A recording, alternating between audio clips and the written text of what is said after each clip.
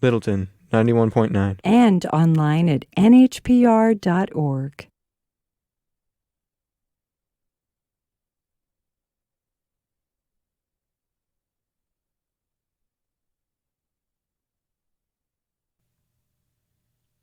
Here in the Granite State, we like to say our election is first in the nation, and it is when it comes to primary elections. Iowa caucuses take place Monday, and candidates have shifted their attention there for the most part. But here, there has been some news relevant to the primary. Concord businessman Steve Dupree lost his seat on the Republican National Committee. So what does that say about the state of the Republican Party in the Granite State? While some candidates are in Iowa or in D.C. for the impeachment trial, surrogates make the rounds in New Hampshire, and not all of those surrogates are human.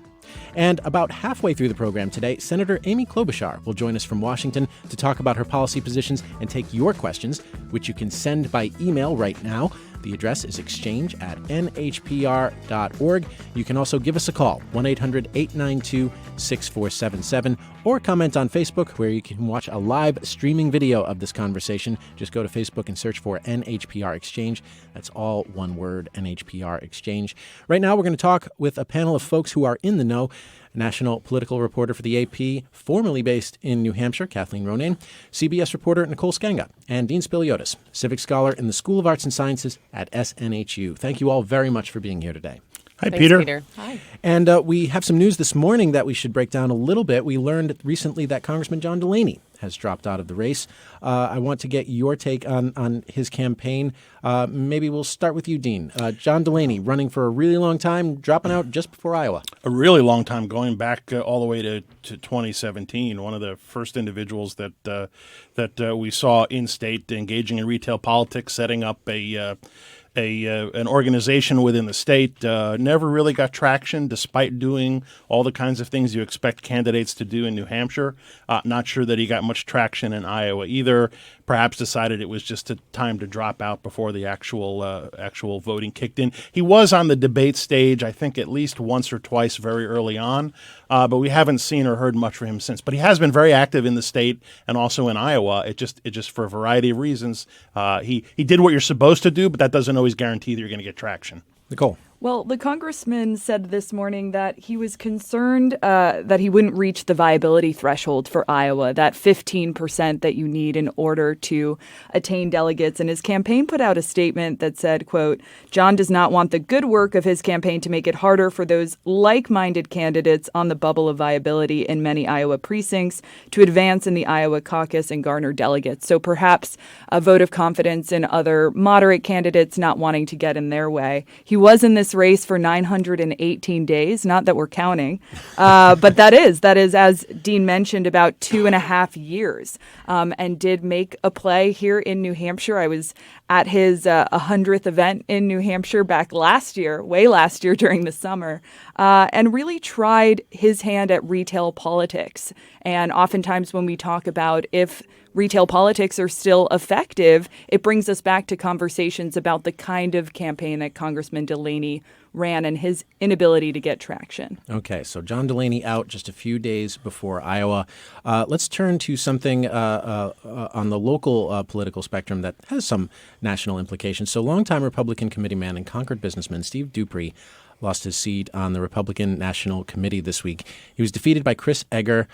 First, Dean, for those who aren't familiar, give us a little civics lesson here. What is the committeeman position? Why is it important? Well, each state GOP, each state Republican Party sends representatives to the Republican National Committee, the RNC, really the governing the national governing body for the Republican Party. And the way it works is each state typically has 3 representatives, 3 committee persons sent to the National Committee. The state chair is a member of the National Committee, and then there's one committee man and one committee woman sent as well. And these folks will join and chair various subcommittees dealing with everything from the platform to the primary and caucus schedule to the rules committee.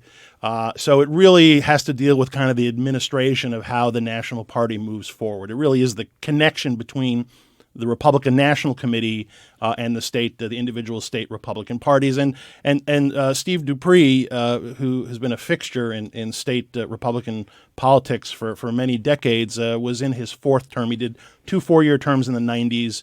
He was in the second of 2 terms here in the 2000s. And he was what most people consider an upset. He lost his seat to Chris Egger. Chris Egger, yeah, who's the chairman of the Hillsborough County Republican Party, and so it was a surprise to a lot of people. There are a variety of reasons for why this probably happened. The state party has become Trump's party, much in the way that the National Republican Party has become Trump's party. Steve Dupree has been closely associated with John McCain for many years. He's more moderate on abortion. So for a variety of reasons, there was kind of a feeling with sort of the core members of the party that maybe he was no longer the best person to represent the party at the national level. He has been instrumental in protecting New Hampshire's first-in-the-nation status. That will now fall to Mr. Eggers to pick up that mantle. Juliana Bergeron is the committee woman who was reelected, so she'll be going back as well. Kathleen, Ronayne. Yeah, I think something that really stuck out to me in this race was, despite everything that Dean is saying about the party kind of becoming Trump's party and Steve maybe not having a natural place in that, he did have the endorsement of Corey Lewandowski, who was, President Trump's campaign manager. I think that came through maybe about a week ago, and it surprised me a little bit to see it. And Governor Sununu, actually. Governor Sununu endorsed him as well. Yeah, and I think that, the reasons that Corey was with him, the stated reasons were that Steve, had in 2016 done quite a lot to ensure that there was a fair playing field for President Trump and made sure that he got to stay in the debates and sort of backed him up. And so he had this support coming in from Corey, but it still wasn't enough, with the core Republicans to sort of keep him in that place. And I also saw a number of prominent Democrats after Steve lost, Kathy Sullivan, who is in a similar role with the Democratic Party, coming out and saying that Steve has really been instrumental in maintaining the first-in-the-nation primary. And, without someone like Steve in that role, what happens to New Hampshire? I certainly don't think that all of the weight of New Hampshire's first-in-the-nation primary was weighing on Steve Dupree's shoulders, but it is interesting, especially as we're starting to have these conversations about, is this the right order for the primary states to be in, to have someone like Steve sort of not be part of that conversation anymore. Right, and a lot of the maneuvering that goes around preserving the first-in-the-nation primary are things that, are conversations, are relationships that he's developed over a very long period of time. So in some sense, Chris Eggers will have to kind of build back up that sort of seniority and knowledge base. And, we're looking at President Trump has generally been a fan of New Hampshire. I think the Democratic side is going to be a lot more complicated this time around. But I think we're looking at another cycle where there probably will be challenges to the scheduling for 2024. Listeners, give us a call if you have questions or comments or things that you want us to address today on the New Hampshire Primary News Roundup. Our phone number, 1-800-892-6477, 1-800-892-NHPR, or send us an email. The address is exchange@nhpr.org. Also this week, Tulsi Gabbard spent some time in New Hampshire, one of the few candidates to do so. She was not detained in D.C. By the impeachment trial as some of the senator candidates were. She spent time talking to voters, snowboarding a little, Nicole, as far as snowboarding a little bit, Not yes. a far cry from the surfing that she talked about on this program being a fan of. New Year's Day surfing, yes. So you've been following her campaign a little bit, and you've been writing for CBS News about her campaign and how there is some appeal for her among voters who voted for President Trump last time around. What do you make of that? Well, Congresswoman Tulsi Gabbard has all but moved to New Hampshire. She has spent 34 days there just in January and last December. But what her fans say, they say two different things, something about the Democratic Party and something about the general election. A number of them are former Trump supporters. Some of them are Obama Trump supporters, what we like to call pivot voters, real coveted, highly sought after voters among the Democratic contenders this time around. But she's having trouble sort of attracting more of those Democratic Party stalwarts. She has attracted folks from both sides of the political spectrum. I spoke with former Trump senior advisor Steve Bannon, who called her an absolute rock star. I spoke to former Congressman Dennis Kucinich, who's a real progressive who also really loves her. So she's sort of attracted folks on both extremes of the political spectrum, but is having a harder time appealing to just plain old Democrats who come year after year to vote for her. And here in New Hampshire, I've actually met a number of Republicans who have turned out to her events, who are attracted to what she is saying about ending forever wars. And that's a problem for her because they can't actually vote for her in the primary. That said, recent polls have her around 5 or 6% with Democrats, but closer to 20% with independents here in New Hampshire. And as we know, independents can grab that Democratic ballot on February 11th if they want. They can cast a ballot for her. And so she's really been putting all of her eggs into this basket, spending a lot of time in New Hampshire, hoping to appeal to those voters. Will it be enough? And she was the lone Democrat in Congress to vote present on the impeachment votes. And when you talk to voters, Nicole, do they have anything to say about that? I think overall voters are just a little frustrated by the impeachment process. Those that are in favor of it feel strongly that the president will remain in office regardless of, what's been happening this week with the impeachment proceedings. She has gotten a little bit of pushback here or there from voters who say, yes, but, it sounds like a political move, you voting present. And was that just the most politically advantageous move for your candidacy? But that seems to be more of the exception than the rule. Dean? Yeah, so Tulsi Gabbard is somebody who had not been getting a lot of attention, had not been particularly visible as a candidate until Hillary Clinton a while back pointed out that she seemed to be getting a lot of favorable press from the Russian media and suggested that she was in some way being groomed to be some kind of Russian asset. And then there was a discussion about whether or not she might launch a third-party run, which Democrats were very concerned about, much in the same way they were concerned about Howard Schultz running as a third-party candidate, the CEO of Starbucks as well. So this got her a lot of attention. Is she going to run a third-party race? And if she gets a couple of percentage points, could that throw the election for President Trump? And then Hillary Clinton's comments, and now she's suing Hillary Clinton for $50 million for defamation for making that suggestion. So this has gotten her a lot of attention. I don't really know what her end game is. She's probably not going to finish any higher than 6th or 7th here. And this is all her eggs are in this basket, as you said. So I'm interested to hear kind of, what's her plan? What's her strategy? She has said she's not going to do a third party run. I'm not convinced yet, but I may be convinced if she continues to say that. So we'll see. But it's been kind of a bit of a sideshow. I understand the voters that have gravitated towards her. There certainly is a niche for her here in New Hampshire. But her main visibility has been driven by this back and forth with Hillary Clinton. Speaking of campaign strategy, this week Politico ran an article titled "Why Biden Scaled Back in New Hampshire." Former Vice President Joe Biden has not been in New Hampshire as much as one might expect, given that he's not detained by the impeachment trial of the president. Of course, it makes sense to also be in Iowa a lot, but not as much in New Hampshire. But first, I don't know who wants to take this question, but in anybody's view here, has Biden really scaled back? I would say that he's not been on the airwaves since the beginning of this year. And so that's something that's noteworthy, right? He is not. I think he made one ad purchase for just under $100,000 here in New Hampshire. And is that small potatoes, basically? Compare that to the $1.7 million he has made in Iowa. And now, notoriously, New Hampshire has a tough media market, right? The Boston media market is really expensive.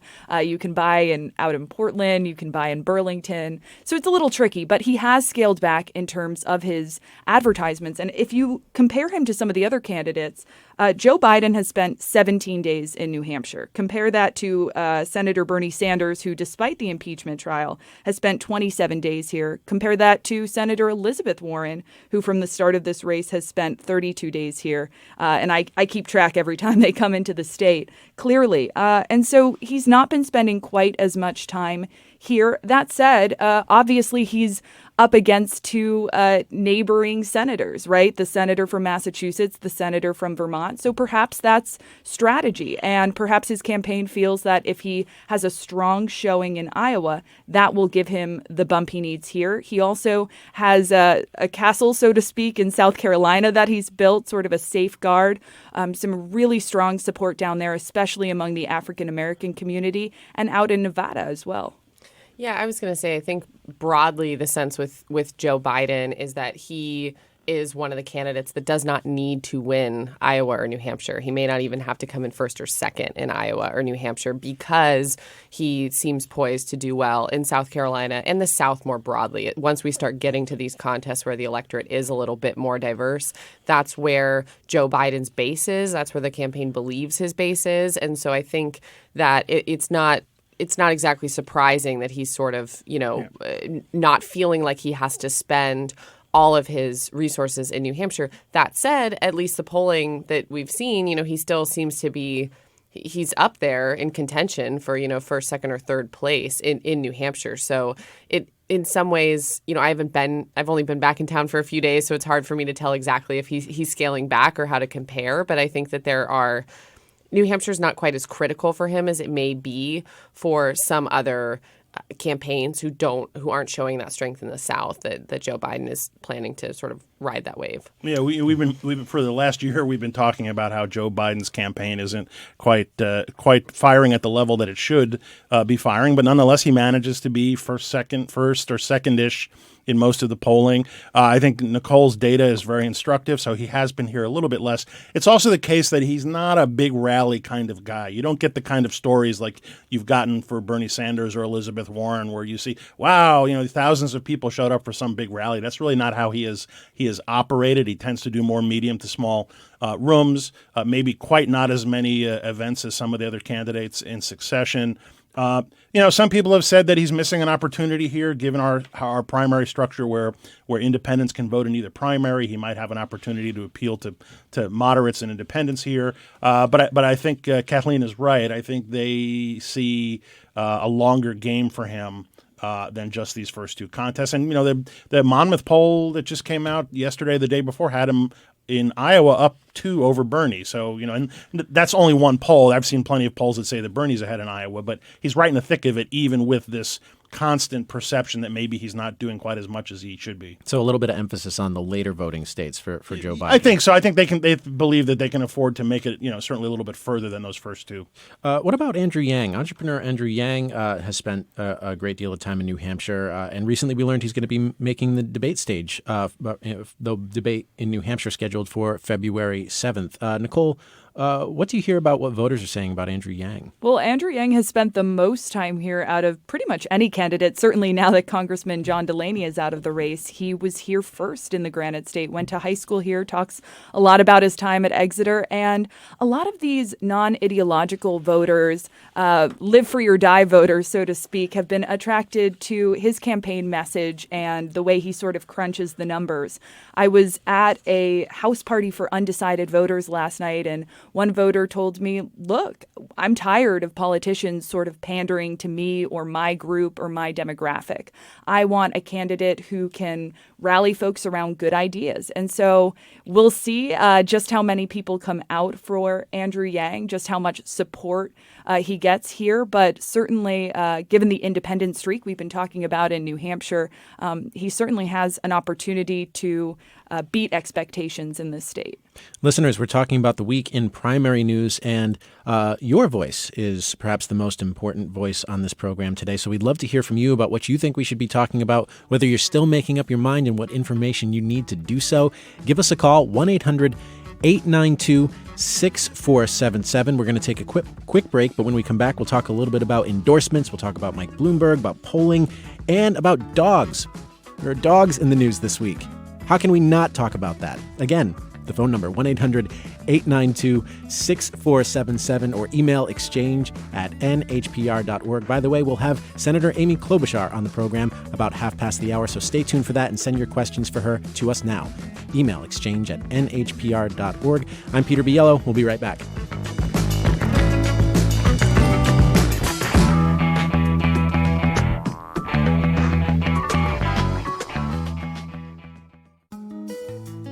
You're invited to join NHPR Monday evening for live reporting of the Iowa caucus. Coverage begins at 7 with America, Are We Ready? A national call-in from WNYC. And at 8 o'clock, we'll join Iowa Public Radio's coverage as results come in from across the state. Tune in to NHPR Monday evening at 7 or online at nhpr.org. Support for NHPR comes from you, our listeners, and from Harvard Pilgrim Healthcare, providing flexible health plans for any budget to communities across New Hampshire. Get healthy, get happy. Learn more at getharvardpilgrim.com. And from Morneau Law, located in Nashua, focusing on family law, estate planning, probate matters, and more, helping good people through tough times. Learn more at morneaulaw.com. Sunny for today, high temperatures mid-30s to lower 40s, mostly cloudy tonight, overnight lows upper teens to the mid-20s. You're listening to NHPR. I'm Peter Biello, and this is the New Hampshire Primary News Roundup on the Exchange. Joining me today, national political reporter Kathleen Ronayne, CBS reporter Nicole Sganga, and Dean Spiliotes, civic scholar in the School of Arts and Sciences at SNHU. Listeners, now's your chance to weigh in. Give us a call, 1-800-892-6477. Email exchange@nhpr.org, or watch the live video of this radio program streaming now at NHPR Exchange on Facebook. Just go to Facebook, search for one word, NHPR Exchange. So this week, the union leader and the Keene Sentinel endorsed Senator Amy Klobuchar for president. Klobuchar will be joining us on this program in just a little bit. So again, if you got a question for her, email us, exchange@nhpr.org. But right now, Dean, that UL endorsement, what to make of it? It was a little bit of a surprise. It was interesting to see. They're basically making the case that she is best positioned to win in a general election in a way that the other candidates are not. We typically like to think about the UL in terms of Republican endorsements. You remember in 2016, they did not endorse Trump. They endorsed Chris Christie. John Kasich. John Kasich, right? Oh. John Kasich, right? And then I think in the past, I think in 12 maybe they endorsed Newt Gingrich. I remember that got him a lot of a bump up in the polls briefly. So it's certainly in part of the mix. We've discussed here before on the show whether or not endorsements really have that much clout. I mean, I do think they fill a role for kind of signaling by political elites and kind of seeing who has a little bit of momentum. But in the end, I think it's just part of the larger dialogue. But I'm sure they were surprised, and it kind of gave her additional access into the news cycle as a result. But yeah, we typically think of the union leader and look to see who they're going to endorse on the Republican side. So maybe one endorsement, it's nice, but when they start to pile up, I mean, that's a big deal? Yeah, it could be. And again, it depends on the outlet that is doing the endorsing. But, we talked about the New York Times split endorsement with Klobuchar and Warren, and that dominated the news cycle for a day or two. But in the end, I don't think endorsements are decisive. But it was interesting to see them pick Klobuchar. It kind of fits in with the momentum that she seems to be building. Are there any other big endorsements, like big newspapers that we're sort of waiting for, or? The Monitor's not. The Monitor's not doing an endorsement. They're not at all. They're not. Okay. No, which I learned on the NHPR podcast. Yeah. So they're not planning on endorsing. So don't hold your breath for a Monitor endorsement. Okay. Let's talk to listeners who've been giving us a call. Again, 1-800-892-6477. Let's talk to Lewis in Plymouth. Thanks very much for calling, Lewis. What's your question or comment? No problem. Hi. Yes, I'm an Andrew Yang supporter, actually, from Plymouth. And I'm someone who actually voted for Trump in 2016. And Andrew Yang's message has come through really clearly to myself, as well as several other independents, libertarians, conservatives. And for that reason, I do think, as your guest had said, that I do think he is going to shock in some of these Iowa and New Hampshire votes coming up, just because I think a lot of his supporters, like myself, aren't people who are showing up in these polls, as a lot of the polls are kind of covering folks who are existing Democratic voters, but I'm ready to vote in the primary here in New Hampshire, and I know that there are several others like me out there. And I think we're going to surprise come primary day coming up very soon. And Lewis, what was the policy position of Andrew Yang's that sort of locked him in for you? Absolutely. So a year ago, if you told me that I'd be for a candidate who supported universal basic income, I would have laughed myself out of the room, actually. And actually hearing Andrew talk about it originally on the Joe Rogan podcast was kind of what got me hooked on it. He's got a clear way on how to pay for it, which was my number one concern. And then thinking about what $1,000 a month would do for people all over the state of New Hampshire and all over the country who are struggling. It would enable them to essentially get the boot off their throat and make it so that they can do the things that they want to do in life, make sure that they're not worrying about their basic needs so that they can do things. I'm a small business owner. I just started a business in the last year here in the state. And boy, I'll tell you, it'd be a lot easier. I work other jobs while starting my business here, and it'd be a whole lot easier for me to get my business going and grow it if I knew that my basic needs were going to be covered. Great. Well, thanks, Lewis. We really appreciate it. Let's also talk to Jonathan in Manchester. Jonathan, thank you very much for calling. Hello. Thanks for having me on. With all due respect, your record of your panel for predicting the polls, I feel like deja vu from 4 years ago. You guys were wrong then, and I feel like you're so off now. If I had been as wrong, I would not be working. I might lose my job if I was as wrong as you guys are. Okay. Hey, thanks very much. We appreciate your call. So we're wrong about polls. It seems like we might have some opinions about that on this particular panel. Yes? Well, there are a lot of polls. Compared to when I started doing this 25 years ago, there just seems to be a huge influx in the number of polls in this particular cycle. They are to some extent all over the map. Although we always encourage people to look at averages. Real Clear Politics has an average that a lot of people refer to, and certainly in the Democratic primary here in New Hampshire, the average has Sanders first, Biden second, and Buttigieg third, with Warren fourth. But you can always find a poll that's gonna give you a slightly different outcome if you look hard enough for it. In terms of predictive ability, polls are really snapshots. I think he mentioned the last election. I think the national polls that predicted Hillary Clinton winning the popular vote were pretty much spot on. The New Hampshire polls were pretty accurate. The one area I think caught people by surprise is the Midwest and this sort of narrow loss by Clinton in the Electoral College. So I don't think they're that far off. But again, there are a lot of polls. People tend to self-select on polls that reinforce their prior beliefs, which can be problematic. So I always encourage people to look at averages and trends. You're always going to find one poll that makes you feel really good or really bad. Sort of ignore that urge to lock in on the result that you want and go with the trends. I think two things when it comes to polls. The first is that it's just one piece of a larger pie. So that's why we're also talking about the time that these candidates have spent in the state, the number of endorsements they've gotten. We also sometimes look at how many staff members do they have? How many boots on the ground do they have? How much are they door knocking, right? That's all part of this conversation. The other thing to consider about the New Hampshire primary this time around is just how many voters tell us that they're undecided. Specifically, when you do look at some of these polls, like a recent UNH CNN poll that says about half of likely Democratic voters are still trying to make up their minds on this. And so, this election, like past elections, could be unpredictable. Of course, New Hampshire is always ripe for a surprise.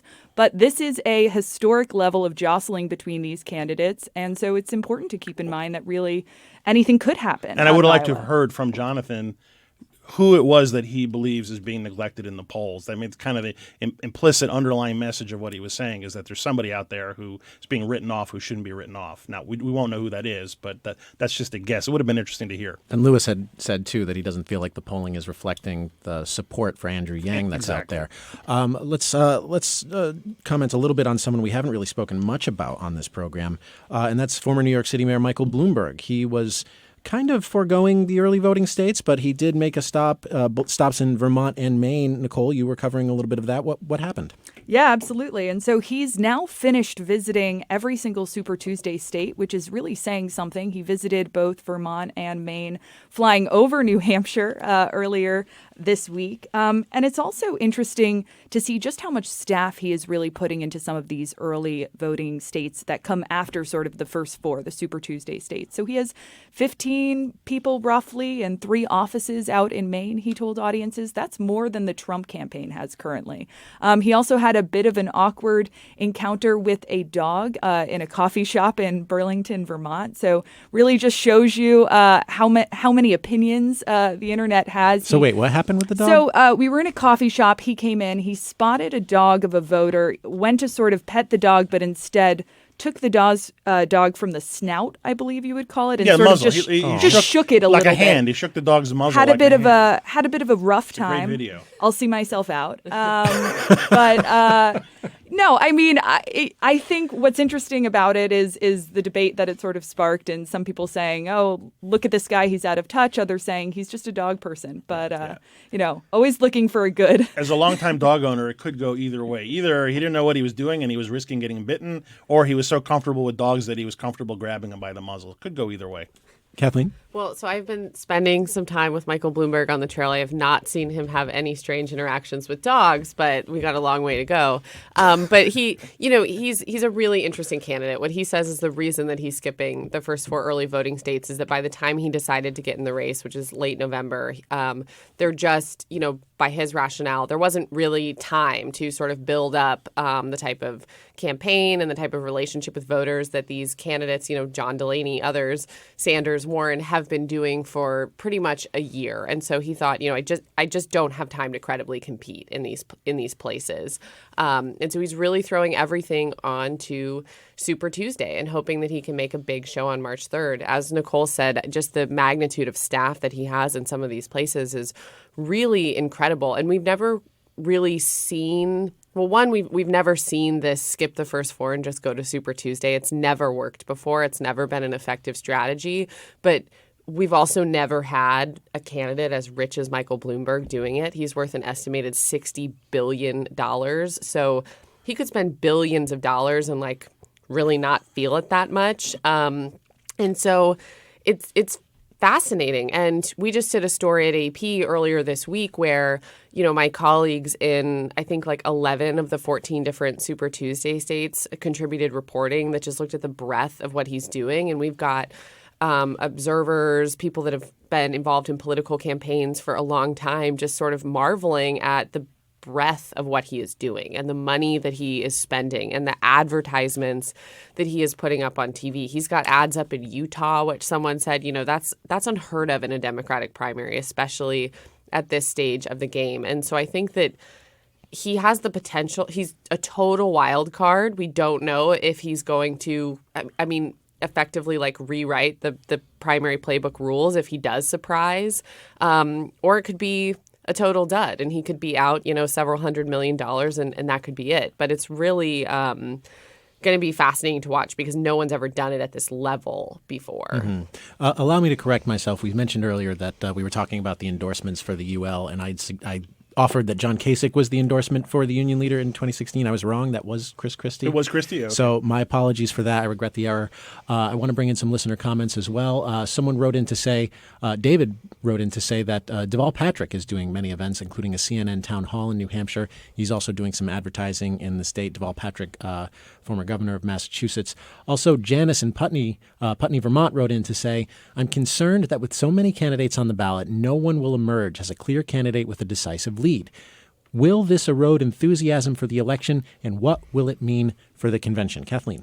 So before we get to the convention bit, I was talking with former Governor John Lynch yesterday, who's been out on the trail for Joe Biden all week, and he was at an event up at Franklin Pierce University, or over at Franklin Pierce University. And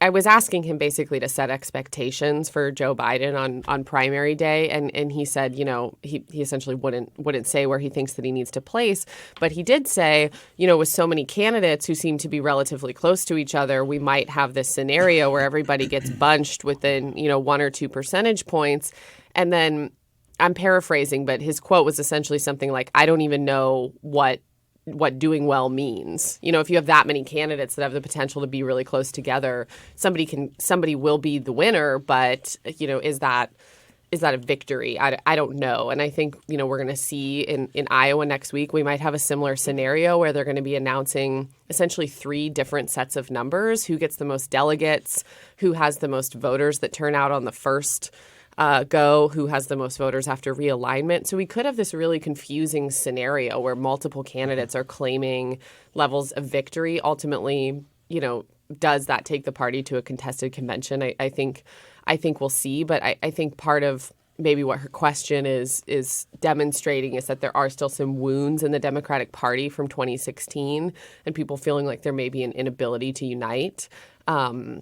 But I think some of those questions are hopefully going to be answered pretty soon when we start to see what the results in Iowa are, New Hampshire, or South Carolina, and we'll start to see if there really is like a breakaway frontrunner or two, or if we are in a scenario where you've got 4 people that are cracking that 15% threshold needed to win delegates. Nicole. I do hear that from voters all the time that say they are waiting for a standout candidate and they have not yet found that candidate. I actually am curious, Kathleen, because you've spent so much time in California.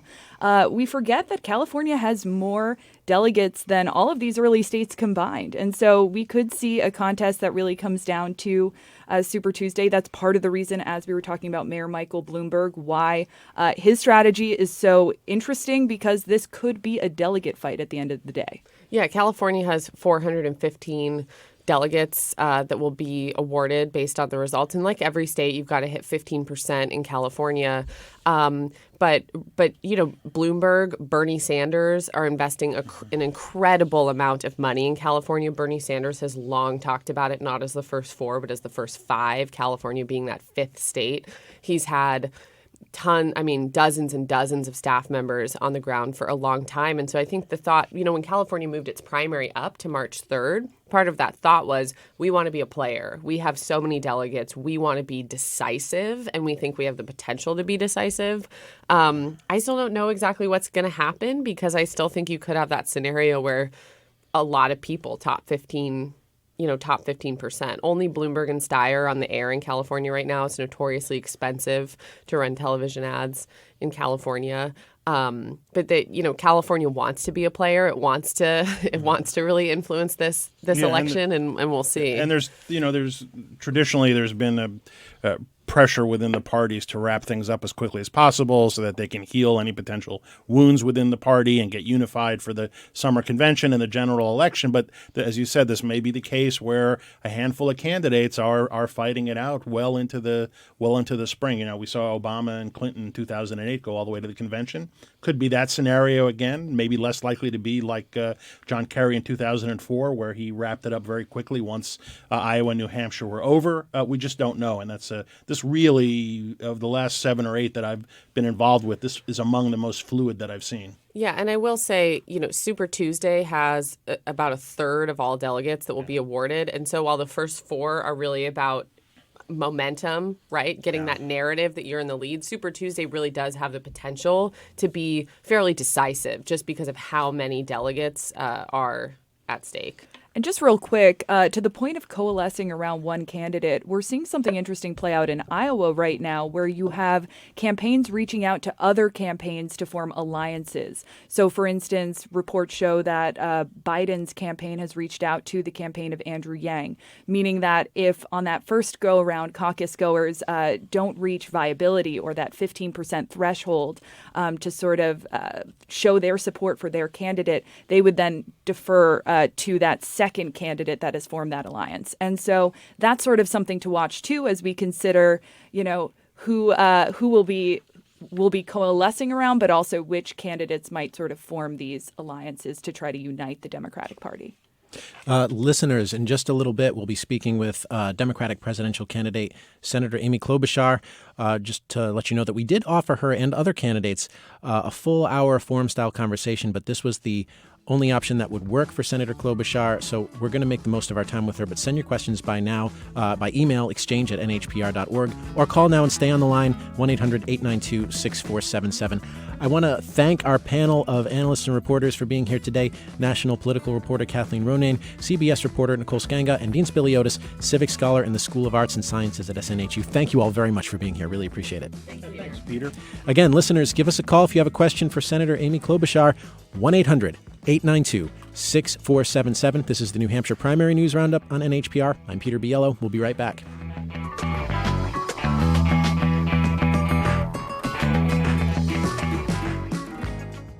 The country mourns the death of a basketball legend. Iowa braces for a 5-way fight, and in Washington, the Senate faces an historic moment.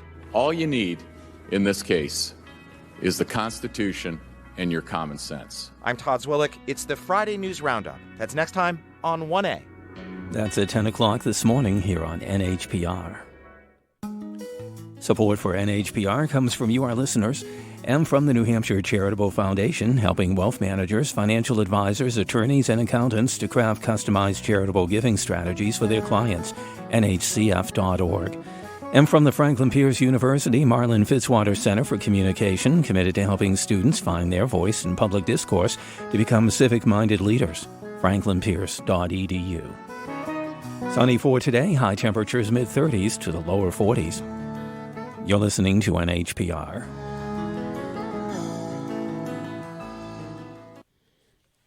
I'm Peter Biello, and this is the New Hampshire Primary News Roundup on the Exchange on NHPR. And with us now is 2020 Democratic presidential candidate and Senator Amy Klobuchar. She's joining us from Washington, D.C. Senator, welcome. Well, thank you, Peter. It's just great to be on. I appreciate it. I'm excited to be able to be out of the Senate for 1 hour to talk to you. You have been spending so many hours in the Senate. We've been listening here at NHPR. We've been offering live coverage of that. Senator, we want to give listeners a chance to ask you questions that are on their minds. So listeners, now's your chance. Give us a call, 1-800-892-6477. You can also email your questions, exchange@nhpr.org. Senator Klobuchar, you've referred to yourself as progressive but practical. So what do you mean by that? I mean, a progressive that can get things done. And the word progressive actually has progress in it. And my argument is that I'm a candidate really that offers two things. One, I actually pass bills and get things done. And I think that's what we want right now in a president. I've passed over 100 bills as the lead Democrat since I got to Washington, D.C. And I've been arguing from the beginning that this election is an economic check, yes. And that means everything from the rail that needs to be built to New Hampshire, to southern New Hampshire that this president has failed on, to the prescription drug prices, to student loans that really hit New Hampshire hard. But it is more than that. It's also a decency check. It is a patriotism check. It is a values check. And the people I meet throughout New Hampshire are constantly coming up, independents and others, saying, you know what? I don't agree with everything that the Democrats say in the debate stage, but I don't like this president. And so if we forget that, I think we lose the opportunity to win big and to bring with us independence like we have in New Hampshire. And my last case is I'm someone that wins like that. I win with a fired up Democratic base. I bring people with me instead of shutting them out.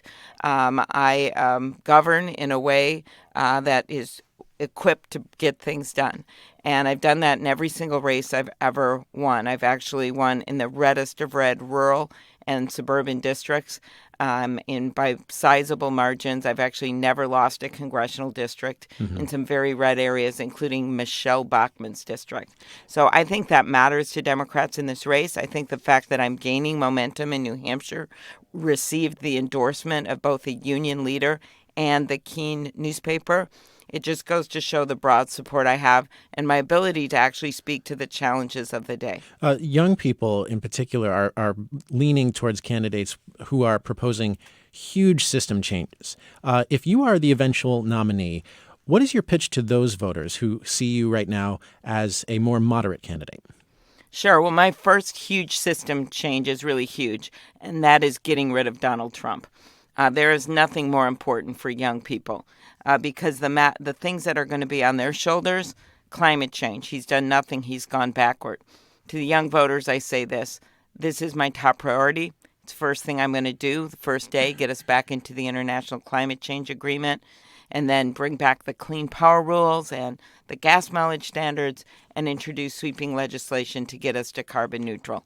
Second issue that young people care about a lot is gun safety. They're really leading the way on that. I've been leading the way on it since I was a county attorney, and it's something that I care a lot about and have, in fact, I'm the lead on the bill to close the boyfriend loophole, which basically says that domestic abusers, convicted domestic abusers, can't go out and get AK-47s. And then finally, I have a proposal to make it easier to pay back student loans and double the Pell Grants, as well as making free 1- and 2-year degrees. And my proposals are a little different than some of the other candidates. Maybe we can talk about that later. But my pitch to young people is you can't have 4 more years of this president. So why don't we put someone at the top of the ticket that brings the receipts? Someone that actually can win in those hard areas, including in New Hampshire, where we have to win. Someone that can win in the Midwest. My plan is to build a beautiful blue wall around those states of Wisconsin and Michigan and Pennsylvania, Ohio, Iowa, and yes, my home state of Minnesota, where Hillary had her lowest percentage of any state she won in. Build a beautiful blue wall around those states and make Donald Trump pay for it. Senator Klobuchar, we get this note from Carolyn in Ware, who says, "Thank you, Amy, for running. How would you repair the damage the Trump administration has done to relationships with our international allies?" Carolyn adds, "Good luck in Iowa and here in New Hampshire." Well, that's great of her. Thank you, Caroline.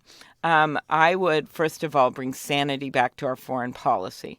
I believe that we should have a strong military. We know in New Hampshire, a very patriotic state where we have more veterans per person than we have in other states. So I know that New Hampshire gets that. But at the same time, we have to take on the challenges that are in front of us that hurt our security. One is cyber attacks, and that's something that I don't think this president has done enough. Yes, but I just want to direct your question more specifically to international relations. Is there a conversation you're planning on having with other leaders around the world to sort of repair those relationships? Sorry. Yeah, and I was getting to that. But remember, if we want to work with the rest of the world, we got to take on the actual challenges in front of us. And I was getting to that because one of them is international agreements. And this president has taken us out of several international agreements and then let our allies, who Caroline is referring to, hold the bag. And it's the same with cyber. So much of this have to be working with our allies. So in my first 100 days, I would meet with our allies, all of them. And this is a president that's, look at the Iranian agreement. He got us out of the agreement and he let Europe hold the bag and then gave all the leverage to China and Russia. I would negotiate ourselves back into the Iranian nuclear agreement. I would take on the Russian agreements. One of them is going to be lapsing, the New START agreement, right when a new president comes in. That is critical for the world's safety. And then, of course, there are others. There's another one as well that he let lapse. The International Climate Change Agreement, I already mentioned that. He seems to always stand with dictators over allies, tyrants over innocents. And so I think the combination of focusing on diplomacy as well as our military, which is why I started there, modernizing our military, focusing on diplomacy, because in the words of Ambassador Yovanovitch, it's literally been hollowed out because so many great people have left, and that means bringing people back. I'm pleased to have the support of Ambassador Jim Smith, who was the ambassador to Saudi Arabia, New Hampshire, a New Hampshire resident and leader, former brigadier general. And I'm really proud to have his support. Let's talk a little bit about the economy. We are in the midst of an unprecedented 11-year economic expansion. Experts say that's likely to continue. Consumer confidence is pretty high, labor market's strong. What would you say to Americans who say that this is reason enough to stick with President Trump, assuming he's acquitted in the Senate and can run again? I would ask the New Hampshire mom who's struggling to pay for childcare that question. I would ask someone who has trouble finding employees right now in New Hampshire because there's no commuter rail, with the most concentrated area in the country that doesn't have commuter rail. And I would ask someone who's working in the gig economy that doesn't have any retirement. The issue here is that it is not shared prosperity. It is not shared prosperity. And that's the answer, is to take a bunch of the things that Donald Trump did to help the wealthy people, like his tax cut, where he went down to Mar-a-Lago and basically said, and these are his words, "You all just got a lot richer." Take some of that money and put it into things that matter to the people of New Hampshire. Universal child care, helping to pay down student loans, making it easier for people to afford prescription drugs. So that's just one example, but it's really looking at the world in other people's shoes. There's an old story of Franklin Roosevelt. When he died, they put his body on a train. It went through America, and a guy was standing at the side of the track sobbing with his hat in his hand, and a reporter said to him, "Sir, did you know President Roosevelt? Is that why you're crying?" And the guy says, "No, I didn't know President Roosevelt, but he knew me. That is the problem with President Trump. There is not the empathy for the people out there that need the help. And so when you talk about him boasting about the economy, man, he is good at that. But what he doesn't ever talk about is how hard it is for people to afford things. And now he hasn't kept his promises to the working people of this country. Senator Klobuchar, we got this question from Doreen. She wrote in to say, I agree with your policies, but haven't heard most candidates speak about our bad national debt. How would you tackle it without taking money from your social policies? Well, thanks, Doreen. That's another great question, and I would have predicted that I got that in New Hampshire. First thing I do is, by the way, I love working with both our New Hampshire senators, Senator Shaheen and Senator Hassan. They're good friends, and New Hampshire is one of only a few states that had the wisdom to send 2 women to the U.S. Senate. Minnesota's the other one. One of the things that Senator Shaheen has proposed is biennial budgeting, which means instead of just every year Congress basically extending the last budget, you give it 2 years. So you can spend a year doing oversight and looking back at how things are spent. I think that's a really good idea, and I would push it through as president. Secondly, I'm the only candidate on the debate stage that actually has put together a fund, kind of like a rainy day fund, taken $200 billion out of that tax cut, add another $100 billion from various savings, and start on a deficit repayment to pay back that deficit so that we're in better fiscal shape. The third thing I do is that I show how I'm going to pay for every single thing that I propose. I think that's really important because we have a guy in the White House that's been treating the people of New Hampshire like poker chips in one of his bankrupt casinos. Well, so would they're you, my friends, so and would you I will get this done. Go ahead, sir. Sorry, would you be paying for these things in part with a tax increase? And if so, what would that tax increase look like? Well, it's not going to be a tax increase on the middle class, but let me explain how I would do it. One, take the capital gains rate and go to the normal income rate with capital gains. You would maybe have a few provisions for long-held assets, but that would bring in hundreds of billions of dollars. Take the estate tax exemption, which was $3.5 million under President Obama. It went up to $11 million under Trump. Go back to where it was. That brings in over $100 billion. Close that oil giveaway. That's over $30 billion. Stop the hedge fund. That's over $18 billion that you bring in, the hedge fund loophole. Do something when it comes to those corporate tax giveaways. I wouldn't go back to where the tax rate was. I favored bringing it down a few years ago, but he went so low. Every point you bring back is $100 billion. Go back to the international tax rate the way it was under Obama. That saves $150 billion in 10 years. That's just what I have memorized right now for you. There are so many things we can do that will still keep our country in good fiscal shape, but help us pay down the deficit and also shift some of that money to the people, regular working people in New Hampshire that simply want to have help paying for their pharmaceutical drugs. Senator Klobuchar, we get this question in our voicemail from a listener, and I will play it for you. Hi, this is Andy from Keene, and I wanted to know if the senator's statement is on the Minneapolis NAACP calling for her to resign Black Lives Matter due to her record as a prosecutor for one specific person who's been incarcerated for life, but there's been a bunch of articles that I've seen in The Hill yesterday about it in the last couple of days. Thank you. So that's the question from Annie and Keene, Senator Klobuchar. Thank you. So first of all, let's step back. I was the county attorney for 8 years in Minnesota, had a good reputation for fairness and working with the communities. Worked with the Innocence Project on some major efforts to have eyewitness identification done in a more fair way, to do a DNA review of all of our cases. And I had a good reputation nationally and locally for the work that I did. Secondly, this case is a case that happened back in 2003 where a little girl was shot doing her homework at her kitchen table. 3 people were convicted of that crime. Back when I was heading up the office, I didn't individually handle the case. We have over 10,000 cases a year. And then he appealed that case, and when I was not county attorney, there was a second trial where he was also convicted.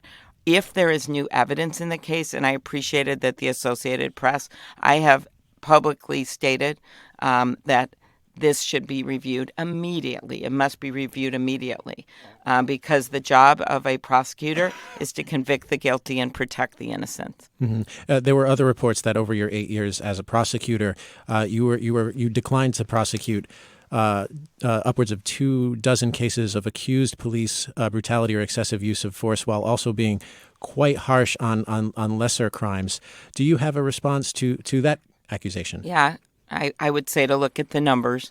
African-American incarceration rate went down 12% when I was county attorney, which is a major change. A lot of it was my emphasis on white-collar crimes as well as drug crimes. Also, with regard to the police cases, those were all given to a grand jury, so it wasn't like nothing happened. The grand jury looked at them, and my view of this now is really for all over the country. At the time, that was the practice.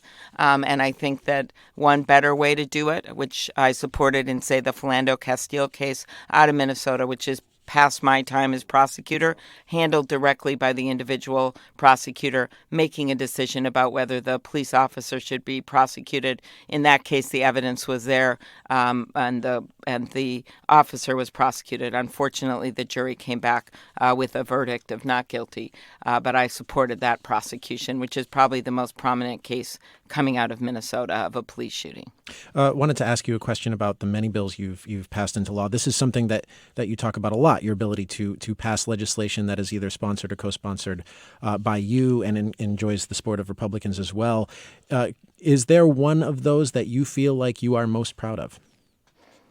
Well, when the 35W bridge collapsed in Minnesota, that was a national disaster, not just a local disaster. It was a huge 8-lane highway. 13 people were killed, and we had to fix that. It was the biggest bridge in our state, and we got that built in, I think, 13 months, which was an all-time record. It was 8 blocks from my house, and I got the funding for that. I led the way. I worked on a bipartisan basis and worked with the House of Representatives as well, and we got that bridge built.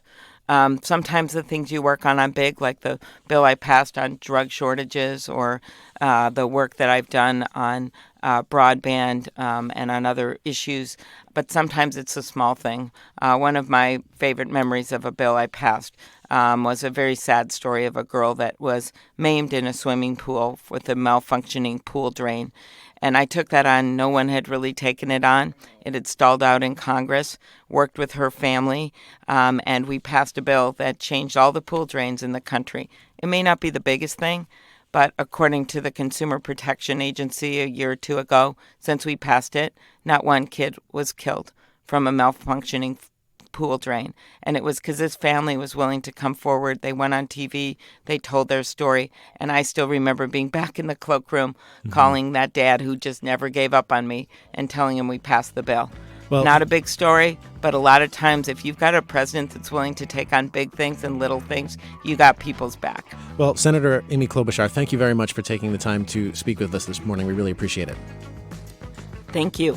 And just a note to listeners, again, we were hoping to have Senator Klobuchar on for the full hour, but this is what worked for her schedule, given that she's quite busy now, especially with the Senate impeachment trial. But we did invite her and all the candidates running for president in 2020 for a full hour. Remember, all the conversations in our candidate forums and all our primary 2020 coverage exists online for your listening pleasure at NHPR.org. This is the New Hampshire Primary News Roundup on the Exchange. I'm Peter Biello. Thank you very much for listening and have a great weekend.